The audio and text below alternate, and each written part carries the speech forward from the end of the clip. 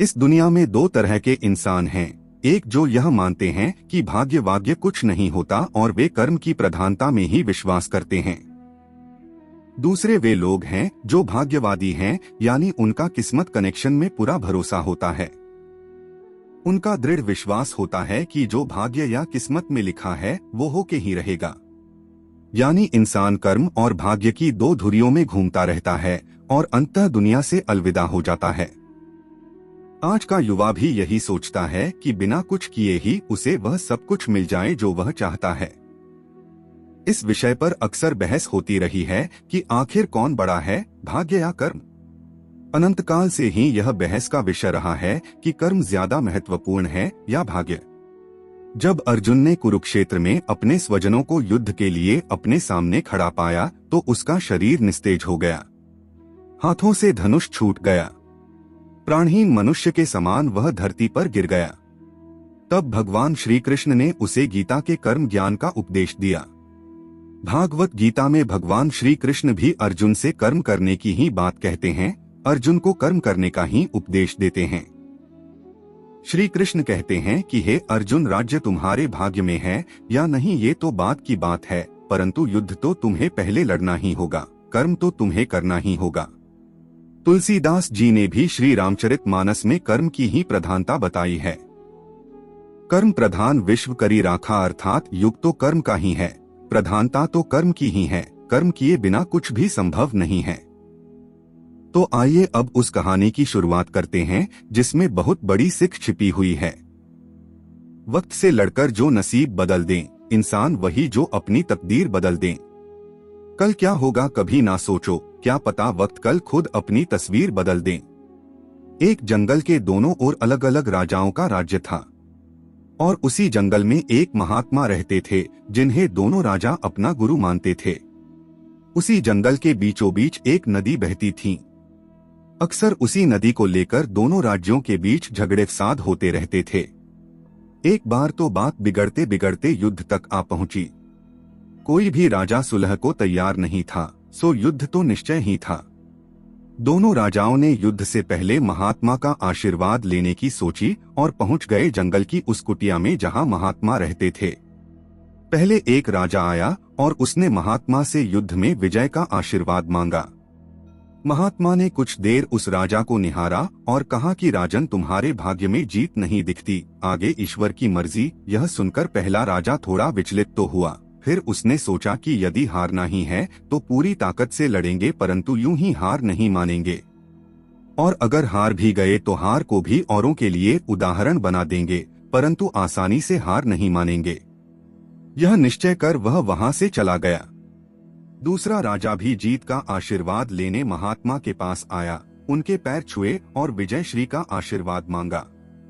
महात्मा ने उसे भी कुछ देर निहारा और कहा कि बेटा, भाग्य तो तुम्हारे साथ ही है। यह सुनकर राजा तो खुशी से भर गया और वापस जाकर निश्चिंत हो गया, जैसे कि उसने युद्ध तो जीत ही लिया हो। अंततः युद्ध का दिन आया। दोनों सेना एक दूसरे के आमने सामने थे और युद्ध का बिगुल बज गया। युद्ध प्रारंभ हो चुका था। एक तरफ की सेना यह सोचकर लड़ रही थी कि चाहे किस्मत में हार हो पर हम हार नहीं मानेंगे, हम अपना सर्वश्रेष्ठ कोशिश करेंगे, अपना सर्वस्व झोंक देंगे। और वहीं दूसरी तरफ की सेना एक निश्चिंत मानसिकता के साथ लड़ रही थी कि जितना तो हमें ही है, तो घबराना कैसा। लड़ते लड़ते दूसरी सेना के राजा के घोड़े के पैर का नाल भी निकल गया और घोड़ा लड़खड़ाने लगा, पर राजा ने ध्यान ही नहीं दिया, क्योंकि उसके दिमाग में एक ही बात चल रहा था कि जब जीत मेरे भाग्य में है ही फिर किस बात की चिंता। कुछ ही क्षण बाद दूसरे राजा का घोड़ा लड़खड़ाकर गिर गया, जिससे राजा भी जमीन पे गिर पड़ा और घायल हो गया और वह दुश्मनों के बीच घिर गया। पहले राजा के सैनिकों ने उसे बंधक बना लिए एवं उसे अपने राजा को सौंप दिया। युद्ध का निर्णय हो चुका था। युद्ध का परिणाम बिल्कुल महात्मा के भविष्यवाणी के उलट था। निर्णय के बाद महात्मा भी वहां पहुंच गए। अब दोनों राजाओं को बड़ी जिज्ञासा थी कि आखिर भाग्य का लिखा बदल कैसे गया। दोनों ने महात्मा से प्रश्न किया कि गुरुवर, आखिर ये कैसे संभव हुआ।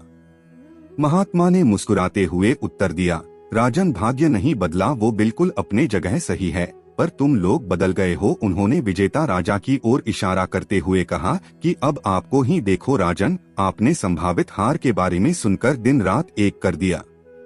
सब कुछ भूलकर आप जबरदस्त तैयारी में जुट गए, यह सोचकर कि परिणाम चाहे जो भी हो पर हार नहीं मानूंगा।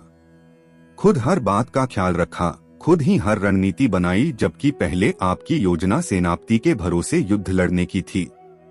अब महात्मा ने पराजित राजा की ओर इशारा करते हुए कहा कि राजन, आपने तो युद्ध से पहले ही जीत का जश्न मानना शुरू कर दिया था। आपने तो अपने घोड़े की नाल तक का ख्याल नहीं रखा, फिर आप इतनी बड़ी सेना को कैसे संभालते और कैसे उनको कुशल नेतृत्व देते। और हुआ वही जो होना लिखा था। भाग्य नहीं बदला, पर जिनके भाग्य में जो लिखा था उन्होंने ही अपना व्यक्तित्व बदल लिया, फिर बेचारा भाग्य क्या करता। दोस्तों, हमें इस कहानी से यह सीख मिलती है कि भाग्य उस लोहे की तरह वहीं खींचा चला जाता है जहां कर्म का चुंबक हो। हम भाग्य के अधीन नहीं हैं, हम तो स्वयं भाग्य के निर्माता हैं। यह सत्य है कि भाग्य भी उन लोगों का साथ देता है जो कर्म करते हैं। किसी खुरदरे पत्थर को चिकना बनाने के लिए हमें उसे रोज घिसना पड़ेगा। ऐसा ही जिंदगी में समझें, हम जिस भी क्षेत्र में हो, स्तर पर हो, हमें अपना कर्म करते रहना चाहिए बिना फल की चिंता किए। इस संसार में कर्म को मानने वाले लोग कहते हैं भाग्य कुछ नहीं होता, और भाग्यवादी लोग यानी जो सिर्फ भाग्य पे भरोसा करते हैं वो कहते हैं किस्मत में जो कुछ लिखा होगा वही होकर रहेगा। अर्थात इंसान कर्म और भाग्य इन दो बिंदुओं की धुरी पर घूमता रहता है और एक दिन इस जग को अलविदा कहकर चला जाता है। तो चलिए भाग्य और कर्म को अच्छे से समझने के लिए पुराणों में बताई गई एक कहानी से समझते हैं। एक बार की बात है कि देवर्षि नारद वैकुंठ धाम गए। वहां उन्होंने भगवान विष्णु को प्रणाम किया और श्रीहरि विष्णु भगवान से कहा, हे प्रभु, पृथ्वी पर अब आपका प्रभाव कम हो रहा है। धर्म की राह पर चलने वालों को कोई अच्छा फल नहीं मिल रहा और जो पाप कर रहे हैं उनका सब भला हो रहा है, उनके मजे ही मजे हैं।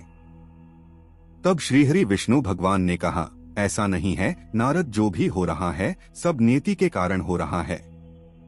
नारद बोले, प्रभु, मैं तो यह सब पृथ्वीलोक देखकर आ रहा हूँ। पापियों को अच्छा फल मिल रहा है और भला करने वाले, धर्म के रास्ते पर चलने वाले लोगों को बुरा फल मिल रहा है।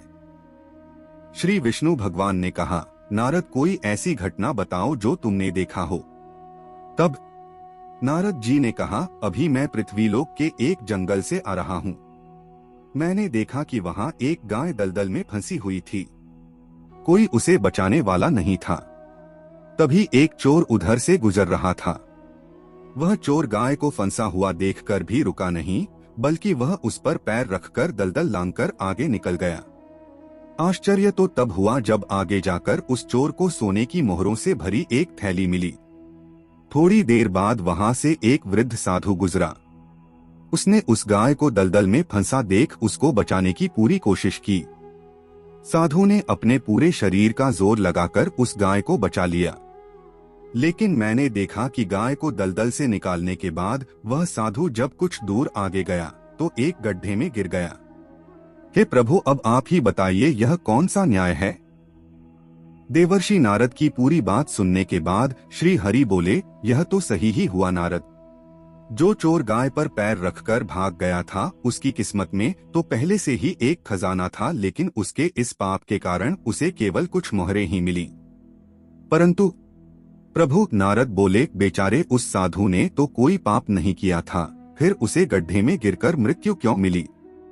तब श्री विष्णु भगवान ने नारद को समझाया, नारद, उस साधु को गड्ढे में इसलिए गिरना पड़ा क्योंकि उसके भाग्य में उस समय बहुत ही कष्टदायक मृत्यु लिखी थी, लेकिन गाय को बचाने के कारण उसके पुण्य बढ़ गए और उसकी मृत्यु एक छोटी सी चोट में बदल गई, जिससे उसे मृत्यु के समय बहुत ही कम दर्द का आभास हुआ और वह स्वर्ग के भागी बना। अब नारद जी संतुष्ट थे। इसलिए इंसान के कर्म से उसका भाग्य तय होता है। इंसान को कर्म करते रहना चाहिए क्योंकि कर्म से भाग्य बदला जा सकता है। कर्म प्रधान विश्व रचि राखा, जो जस कर ही सो तस फल चाखा। तुलसीदास जी कहते हैं कि यह विश्व कर्म प्रधान है। मनुष्य जैसा बोता है वैसा ही काटता है, यानी जैसे कर्म वह करता है उसे उनका वैसा ही फल मिल जाता है। यहाँ कोई भी हेराफेरी नहीं होती। यह सीधा सा गणित है। अच्छे कर्म करने पर सुख समृद्धि मिलती है। इसके विपरीत बुरे कर्म करने पर दुख और परेशानियां ही मिलती हैं। धन्यवाद। दोस्तों, आपको यह कहानी भाग्य बड़ा या कर्म कैसा लगा, कृपया कमेंट के माध्यम से अवश्य बताएं। अपना सुझाव भी दें।